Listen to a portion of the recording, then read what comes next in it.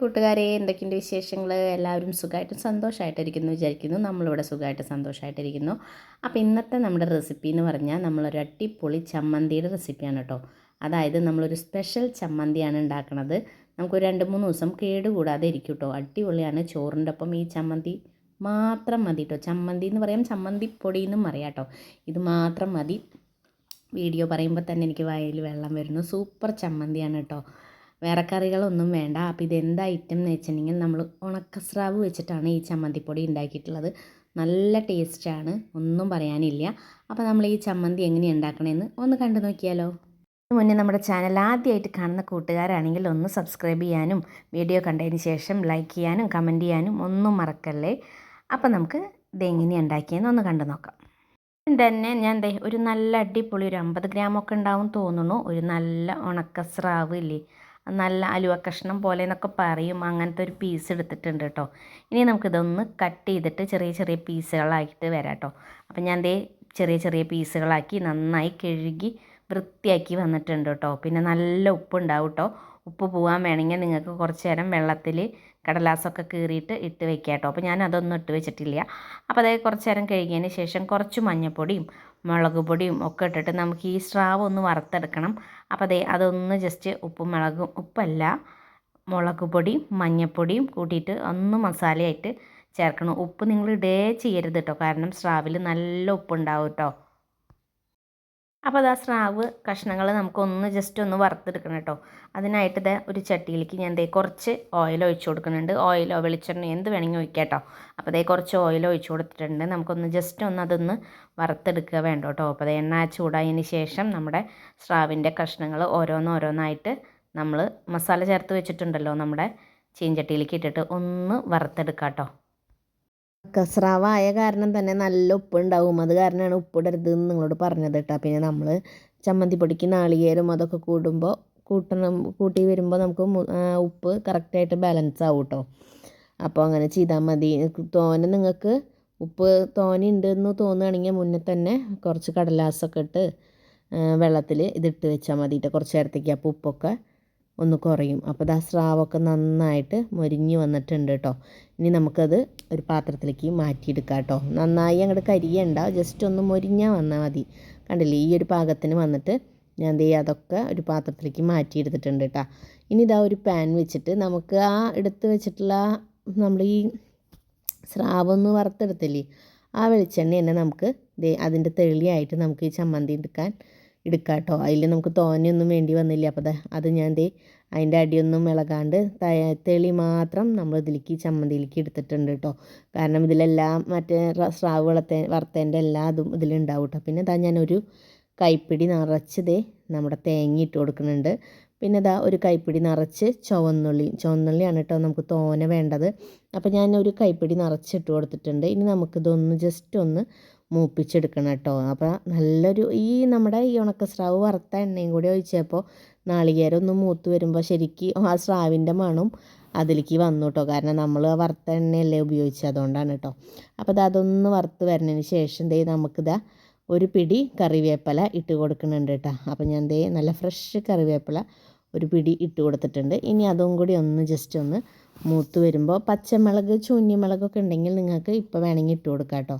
അപ്പോൾ മുളക് ഞാൻ ഇട്ട് കൊടുത്തിട്ടില്ല. ഞാൻ നമ്മുടെ മഞ്ഞൾപ്പൊടി ഇല്ലേ, ഇതൊന്ന് ജസ്റ്റ് വേഗം ഒന്ന് മൂത്ത് വരാൻ വേണ്ടിയിട്ട് ഒരു 1/2 ടീസ്പൂൺ മഞ്ഞൾപ്പൊടി ഇട്ട് കൊടുത്തിട്ടുണ്ട്.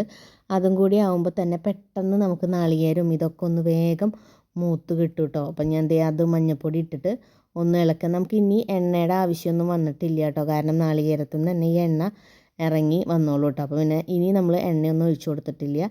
അപ്പോൾ ചെറുതീയിലിട്ടിട്ട് വേണം നമുക്കിതൊന്ന് വാട്ടിയെടുക്കാം കേട്ടോ.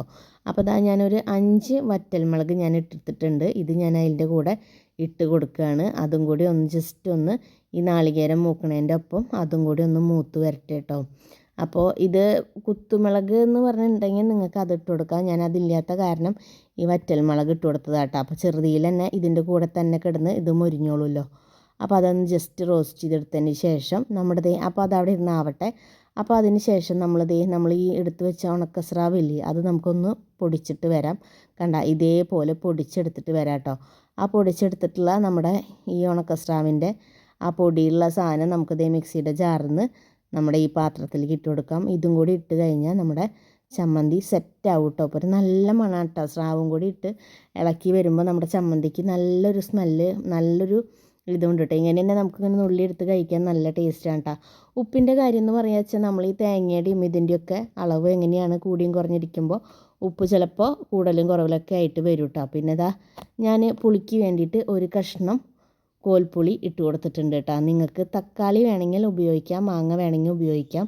അതൊക്കെ ആകുമ്പോൾ ഒരു വെള്ളത്തിൻ്റെ അംശം വരുമല്ലോ, അതുകൊണ്ടാണ് ഞാൻ അതൊന്നും എടുക്കാഞ്ഞത്. പുളിയാകുമ്പോൾ കുഴപ്പമില്ല, ഇങ്ങനെ ചമ്മന്തിപ്പൊടി ആയിട്ട് 2 ദിവസമൊക്കെ ഇരുന്നോളും. മാങ്ങയൊക്കെ ആകുമ്പോൾ ജസ്റ്റ് ഒന്ന് ചിലപ്പോൾ വളിച്ച് പോകാനും, ഈ തക്കാളിയൊക്കെ ആകുമ്പോൾ വെള്ളം തട്ടുമ്പോൾ പെട്ടെന്ന് തന്നെ നാശമാവും കേട്ടോ. അപ്പോൾ ഞാനൊരു 1.5 ടീസ്പൂൺ മുളക് പൊടിയും കൂടിയും ഇട്ട് കൊടുത്തിട്ടുണ്ട് കേട്ടോ. അതും കൂടി ആകുമ്പോൾ നല്ലൊരു കളറും കിട്ടും, നല്ലൊരു ടേസ്റ്റും കിട്ടും കേട്ടോ. അപ്പോൾ ഞാൻ 1.5 ടീസ്പൂൺ ഇട്ട് കൊടുത്തിട്ട് അത് നമ്മുടെ നാളികേരത്തിൽ മൊത്തം ഇളക്കിയെടുത്ത് വന്നിട്ടുണ്ട് കേട്ടോ. അപ്പോൾ ഈ മുളകിൻ്റെ ഒരു പച്ചമണമൊക്കെ പോണ വരെ തന്നെ നമുക്ക് ചെറുതീയിലിട്ടിട്ട് തന്നെ അതൊന്ന് വാട്ടിയെടുക്കണം. ഒരു നല്ലൊരു കളറും കൂടി കിട്ടിയിട്ടുണ്ട് കേട്ടോ. അപ്പോൾ നമ്മുടെ ചമ്മന്തി ഒരുവിധം സെറ്റായിട്ടുണ്ട്. നമ്മൾ വീട്ടിലുള്ള സാധനങ്ങൾ വെച്ചിട്ട് നമുക്ക് പെട്ടെന്ന് ചോറൊന്നും ഇല്ലെങ്കിൽ നമുക്ക് ഈ ഉണക്ക മീനിൽ ഏത് മീൻ വേണമെങ്കിൽ ചെയ്യാം കേട്ടോ. അപ്പോൾ സ്രാവ് ഇവിടെ ഉള്ള കാരണമാണ് നമ്മളത് ചെയ്ത് കൊടുത്തിട്ടുള്ളത്. അപ്പോൾ ചൂടാറിയതിന് ശേഷം ഇത് മിക്സിയുടെ ജാറിലിട്ടിട്ട് ഒന്ന് പൊടിച്ചെടുത്തിട്ട് വരാം കേട്ടോ. അപ്പോൾ നമ്മുടെ ഈ മിക്സൊക്കെ ചൂടാറിയതിന് ശേഷം നമുക്കൊരു 2 ട്രിപ്പ് ഇട്ടിട്ട് പൊടിച്ചെടുക്കേണ്ടി വരും. അപ്പോൾ ഇതിൽ ഞാൻ എന്താ വെച്ചിട്ടുണ്ടെങ്കിൽ സ്രാവ് പൊടിച്ച അതിൽ തന്നെയാണ് കേട്ടോ ഞാൻ ആക്കണത്. പിന്നെ നമ്മൾ കഴുകിയിട്ടൊന്നുമില്ല, വെള്ളത്തിൻ്റെ അംശമൊക്കെ തട്ടിക്കഴിഞ്ഞാൽ ചമ്മന്തി അധിക ദിവസം ഇരിക്കില്ല. അപ്പോൾ ഞാൻ കഴുകിയൊന്നുമില്ല, അതിൽ തന്നെ ഇട്ടിട്ട് ഒന്ന് പൊടിച്ചെടുക്കുകയല്ലേ വേണ്ടോ. കണ്ട ഇതേപോലെ പൊടിച്ചെടുക്കുക വേണ്ടോ കേട്ടോ. പൊടിച്ചെടുത്തത് ഞാൻ ഒരു പാത്രത്തിലേക്ക് ഇട്ടിട്ട് ഞാൻ അടുത്ത ട്രിപ്പും കൂടി ഒന്ന് പൊടിച്ചെടുക്കുന്നുണ്ട് കേട്ടോ. നല്ല ടേസ്റ്റ് എന്ന് പറഞ്ഞാൽ നല്ല ടേസ്റ്റുള്ളൊരു ചമ്മന്തി തന്നെയാണ് കേട്ടോ. അപ്പോൾ ഞാനൊരു പാത്രം എടുത്ത് വെച്ചിട്ട് നമ്മുടെ 2 ട്രിപ്പിലും വറുത്തത് നമ്മുടെ ചമ്മന്തി നമുക്കൊരു പാത്രത്തിലേക്ക് മാറ്റി കൊടുക്കാം കേട്ടോ. അപ്പോൾ ഞാനൊരു പാത്രത്തിലേക്ക് കുറച്ച് ഇലയൊക്കെ വെച്ച് ഒരു അടിപൊളിയായിട്ട് ഫോട്ടോ എടുക്കാൻ വേണ്ടിയിട്ട് മാത്രം ഇങ്ങനെ ചെയ്തതാണ് കേട്ടോ. അപ്പോൾ ഇലയിലേക്ക് ഞാൻ ഇട്ട് കൊടുത്തിട്ടുണ്ട്. നല്ല ടേസ്റ്റാണ് കേട്ടോ. നല്ല എന്താ പറയുക, വെള്ളം ചേർക്കാത്ത കാരണം നമ്മൾ പൊടിയായിട്ടായിരിക്കുന്നത്. വെള്ളം ചേർക്കണം ഇന്ന് തന്നെ കഴിയുന്നുള്ളവർക്ക് വെള്ളം ചേർക്കാം കേട്ടോ, വേറെ കുഴപ്പങ്ങളൊന്നുമില്ല. ചേർക്കേണ്ടവർക്ക് ചേർക്കാം. നമ്മൾ ചേർത്തിട്ടില്ല. നമ്മളിങ്ങനെ വെക്കുകയാണെങ്കിൽ നമുക്കൊരു 2 ദിവസം കേട് കൂടാതെ ഇരുന്നോളൂ കേട്ടോ.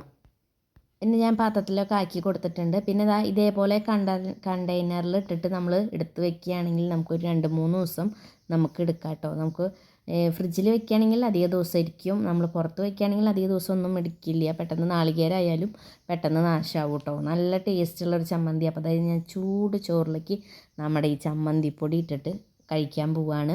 വേറെ കറികളൊന്നും വേണ്ട കേട്ടോ, ഇത് മാത്രം മതി. സൂപ്പർ ടേസ്റ്റാണ്. അപ്പോൾ നിങ്ങളിത് വരെ ആരും ട്രൈ ചെയ്ത് നോക്കിയിട്ടില്ലെങ്കിൽ കൂട്ടുകാരെ, നിങ്ങൾ എന്തായാലും ഒന്ന് ട്രൈ ചെയ്ത് നോക്കിയോളൂ. അടിപൊളി ഐറ്റം തന്നെയാണ്. അപ്പോൾ ഏത് മീൻ വെച്ചിട്ട് വേണമെങ്കിലും നിങ്ങൾക്ക് ചെയ്യാം. ഇത് സ്രാവായപ്പോൾ ഒരു പ്രത്യേക ടേസ്റ്റായിട്ടോ. അപ്പോൾ എല്ലാവർക്കും വീഡിയോ ഇഷ്ടപ്പെട്ടു എന്ന് വിചാരിക്കുന്നു. വീഡിയോ ഇഷ്ടമായെങ്കിൽ നിങ്ങൾ ലൈക്ക് ചെയ്യാനും സബ്സ്ക്രൈബ് ചെയ്യാനും കമൻറ്റ് ചെയ്യാനും ഷെയർ ചെയ്യാനൊന്നും മറക്കരുതേ. അപ്പോൾ അടുത്തൊരു ദിവസം ഞാൻ പുതിയൊരു വീഡിയോ ആയിട്ട് വരാം. അതുവരേക്കും എൻ്റെ എല്ലാ കൂട്ടുകാർക്കും ടാറ്റ ബൈ ബൈ.